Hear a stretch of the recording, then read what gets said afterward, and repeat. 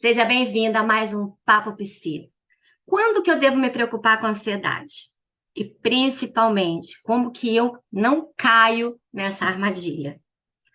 Aproveita, curte esse vídeo, compartilha, manda para os amigos, ajude a quem necessita passar por esse momento. Por quê? Porque vida leve é possível, mesmo com ansiedade. Roda a vinheta.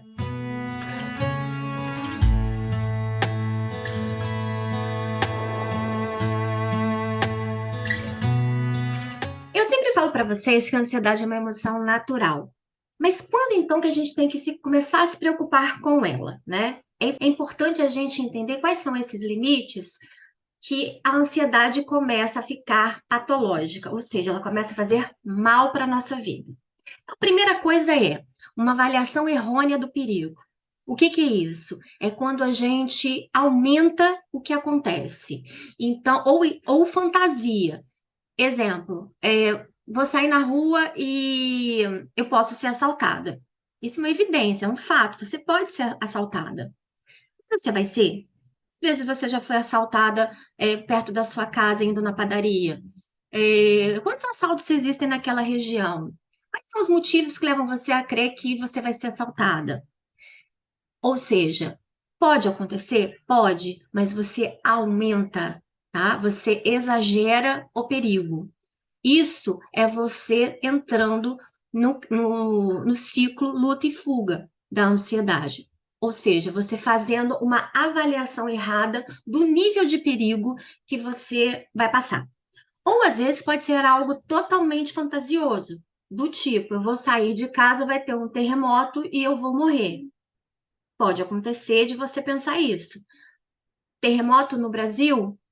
Mas você pensa, mesmo que não seja factível naquele momento, você pensa. Ou eu vou sair e vou ter um ataque cardíaco e vou morrer na rua. A ansiedade, ela não tem que ter lógica. O pensamento ansiogênico, ele não tem que ter lógica. Ele simplesmente acontece. E quando acontece, você tem toda a carga fisiológica, química no seu corpo que vai levar você a passar mal, ok? Outro ponto muito importante é o prejuízo social, ou seja, o nível de prejuízo que você está tendo. Eu parei de sair de casa, eu parei de ter amigos, eu parei de trabalhar.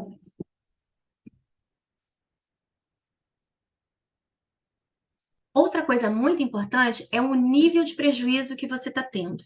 Ou seja, eu parei de sair, eu parei de ter amigos, eu parei de trabalhar, eu não consigo comer isso, eu não faço mais aquilo. Coisas que você fazia antes e agora você não faz mais. Então, esse nível de prejuízo também é muito importante para te alertar em relação à ansiedade. Alarmes falsos. Quando você começa a perceber coisas que não estão acontecendo.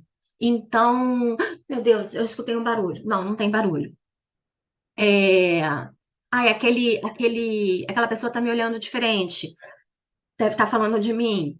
Então, assim, alarmes que acontecem e você não percebe. Ou melhor, você percebe, mas não necessariamente são verdadeiros. E aí isso entra uma hipersensibilidade aos estímulos. Qualquer coisa você fica extremamente sensível, tá? Então é um barulho, é um comentário, aquilo ele se torna muito maior do que é. E por fim, é a persistência da ansiedade por mais tempo que você é do que o esperado. Então, assim, é, eu tomei um susto, né, em função de um barulho. E aquilo, você tomou um susto, a gente fica, sei lá, alguns segundos ou talvez um minuto daquele susto e passa. A partir do momento que não passa e você começa a ficar ansiosa, ansiosa, ansiosa, é um sinal de alerta para a sua ansiedade. Então, olha só, a gente tem alguns fatores que são importantes. O nível, a avaliação que você faz do perigo quando é muito exagerada, os alarmes falsos, a hipersensibilidade que você começa a ter aos estímulos externos, o nível do prejuízo que você tem e a frequência de que a ansiedade acontece, ou seja, ela começa a acontecer num tempo maior do que acontecia antigamente. Agora que você já sabe Como que você pode distinguir a ansiedade de algo que não seja natural, aquilo que vai estar prejudicando a sua vida? O que que você faz? Como é que você não vai cair nessa armadilha? A primeira coisa é estar atenta, ou seja, estar presente para a sua ansiedade. Você sabe quando você começa a ficar ansiosa, o seu corpo te dá esse sinal. Então, antes que você entre numa crise, você já começa a trabalhar. Então, a primeira coisa é escreva. Escreva o que você vai fazer naquele dia, escreva, tira da cabeça a ansiedade. Escreve. E é para escrever mesmo, não é no celular. Vamos começar a treinar o nosso cérebro. Então, escreva. Segunda coisa, faça uma lista das qualidades que você tem. Aquelas qualidades que podem te ajudar a combater a ansiedade. Por exemplo, você é uma pessoa persistente. Então, a persistência pode ajudar você a estar aliviando a ansiedade. Você é uma pessoa corajosa. A coragem pode te ajudar. Então, faça uma lista aí de 3 a 5 qualidades que podem estar ajudando você a vencer a ansiedade. Outro fator fundamental: não fuja.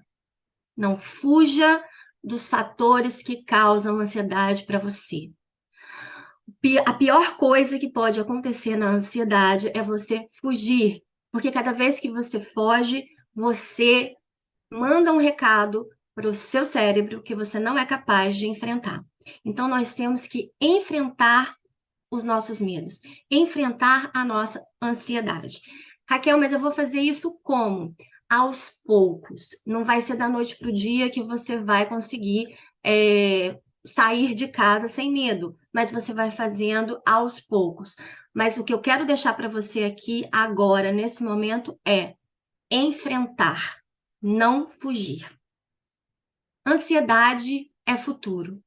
Nós tentamos controlar um futuro que não existe e que talvez nunca vai existir. Talvez esteja só na sua interpretação. Como que a gente vai, então, combater isso? Estando no presente.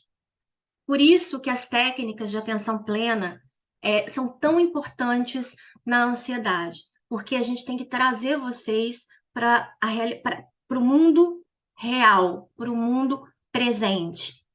E aí, as técnicas de atenção plena, como sentir algum cheiro, você sentir a sua pele, né? Dependendo se você estiver numa crise, comer alguma coisa amarga, eu sempre falo isso, ou uma água gelada, você pegar gelo, isso tudo traz você para o presente, porque o seu corpo vai responder antes da sua mente. Então, esteja no presente. A respiração é um momento que você está no presente. E o mais importante de tudo, e eu sempre falo que é uma pergunta que a gente tem que ter com a gente: qual é o seu foco? O que que você quer naquele dia, naquele momento? Se lembre sempre de que o que você quer. Qual é o foco daquele dia? A previsibilidade, ela diminui a ansiedade. Então, a partir do momento que você tem um foco, você escreve, você trabalha aquele dia para aquilo, você pode ter certeza que a sua ansiedade vai ser aliviada. Espero que você tenha gostado dessas dicas. Se gostou, curte, compartilha, comenta aqui embaixo, me fala o que você está achando dessa série de vídeos de Papo Psi, para eu poder saber se está te ajudando, se você está vendo sentido nisso ou não, ok? Um grande abraço.